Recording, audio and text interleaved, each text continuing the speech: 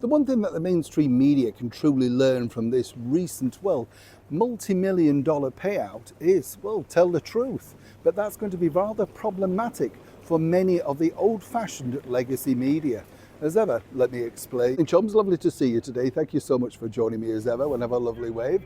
Not too bad in the sunshine today, still a little bit warm, but nonetheless you battle on, don't you? You know when you realise you've come out without some water as well. I know, you know what that means. We're going to have to open my wallet. I know, I hope you're sitting down. I'm thinking that as well. You know, I think that's what's making me feel a bit warm. Actually, the thought of opening my wallet, I've got my flask, don't worry, I'm not totally bereft of drink, but the thing is, you want something a bit cooler sometimes, don't you? You know what I mean? Something else that could be cooler. Oh yes, here we go. The mainstream media. Now, we've seen it over here in the United Kingdom on a more serious note. Time and time again, they have their own agendas. As I pointed out, ITV Politics, they basically, just hounded out the British Prime Minister, the Right Honourable Boris Johnson, over a Categate thing, right? And when you look at the evidence, it's very, very, minimal. When you look at what's going on in today's climate with the current British Prime Minister, Sir Keir Starmer, you think no such investigation. They decide the way that they're going to deal with things, or so they think. I've told you before, I get invited onto various shows, but you're told in advance, this is our narrative, this is our directive, and this is what we want you to say. You figure, why not bother just, wiring me up and have somebody work me like a vent stall? It's ridiculous. You're not allowed to have your opinion. That's why when you see all these annoying people on these panel shows, daytime shows, that you think, why do they keep booking them? Because they're willing to say whatever they want for the £100 and the free cab one way. You get the picture. Now, here's where this has got interesting, particularly in America, because the President of the United States, President Trump, has been very successful in winning 2 cases against 2 major networks, ABC and CBS Paramount. And this is really interesting because this has now sent shockwaves through the media over here, because they feel that they could be heading to something rather similar.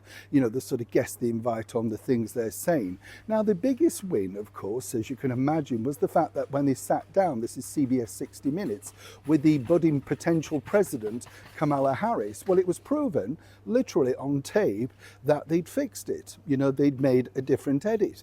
Why would you continue going through the legal recourse is nuts when you think you have no chance of winning. Likewise, over at ABC, the main presenter, George Stephanopoulos, they had to pay out $15 million plus expenses. And all of that is going to be going to charity on the president's side.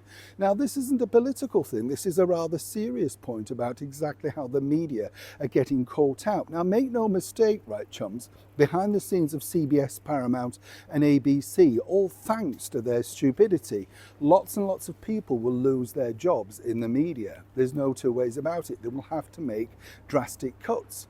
Meanwhile, if they'd have thought about it in the first place and thought, is this a good idea? Who told the people that this had been re-edited with Miss Harris? You see, there's always a snitch, somebody working on the inside.